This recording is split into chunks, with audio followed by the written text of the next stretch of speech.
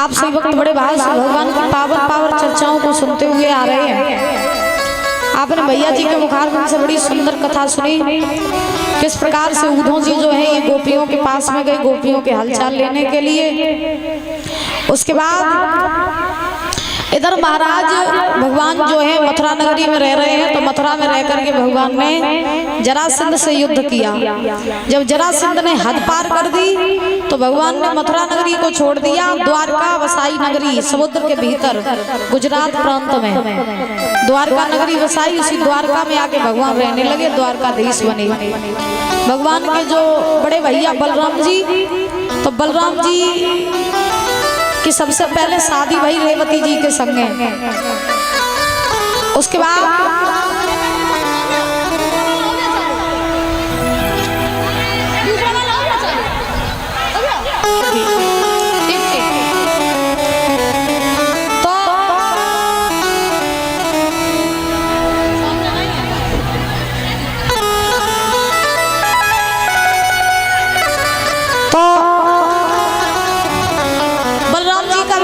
द्वारका में रेवती जी के साथ। उसके बाद परीक्षित जी महाराज को जब सुखदेव भगवान ने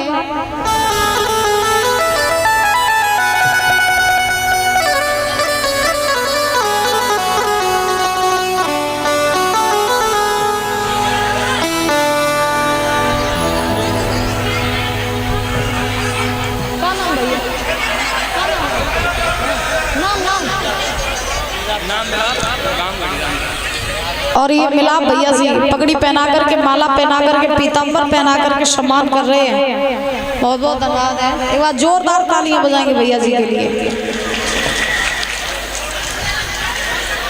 कामना करेंगे सुख शांति प्रदान होती है, धन के भंडार भरे रहे। तो आज परीक्षित जी महाराज को सुखदेव भगवान ने जब बलराम जी के विवाह की कथा सुनाई, तो उसके बाद परीक्षित जी ने सुखदेव भगवान से पूछा, प्रभु अब आप कृपया कर मुझे ये बताइए कि भगवान कन्हैया के विवाह किस प्रकार से हुए। हमने सुना कि भगवान कन्हैया के एक नहीं दो नहीं बल्कि 16,108 विवाह हुए। प्रभु यहाँ एक पत्नी नहीं संभाली जाती है, भगवान ने 16,108 कैसे संभाली जाती। तो कृपया मुझे बताइए कि भगवान कृष्ण के विवाह कैसे हुए, किस कारण से हुए 16,108, और भगवान की पहली शादी किसके साथ हुई। तो सुखदेव भगवान बोले, राजन अगर तुम जानना चाहते हो भगवान की शादी पहली किन के संगे भाई, तो भगवान कन्हैया को पहलो ब्याह भव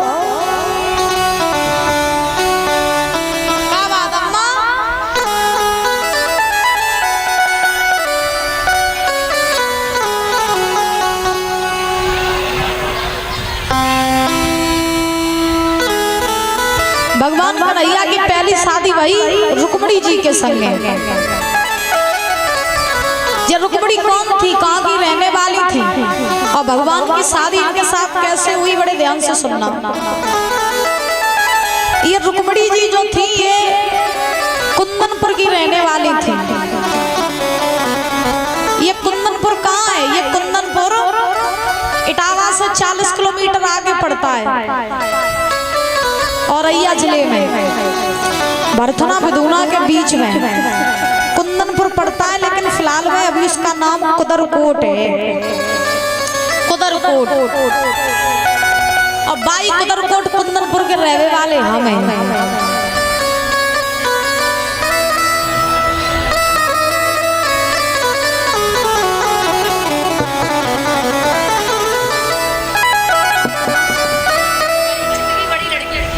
परीक्षित जी की बड़ी बेटी माला पहना करके सम्मान कर रही हैं, बहुत बहुत धन्यवाद।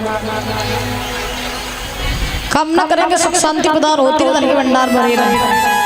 तो बाई कुदरकोट के रहने वाले हमें, जहाँ की रुक्मिणी मैया आती, जहाँ भगवान कन्हैया की पहली ससुराल थी। ये भरथना बिदुना के बीच में पड़ता है कुदरकोट।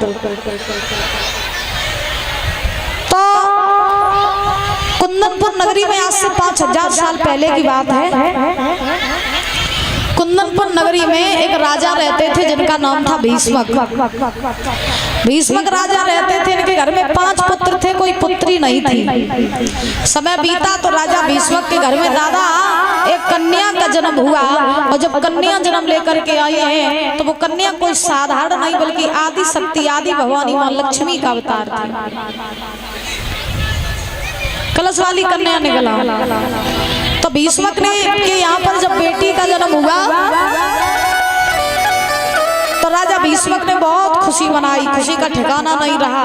बहुत सारा धन दान किया, बहुत सारी गायों का दान किया।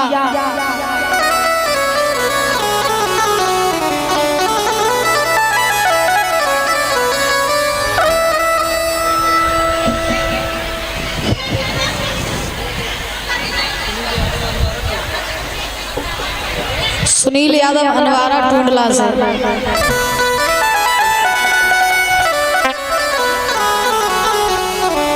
कंचन सिंह सन ऑफ दीपक आरोन माला पहना के भैया सम्मान कर रहे हैं, बहुत बहुत धन्यवाद।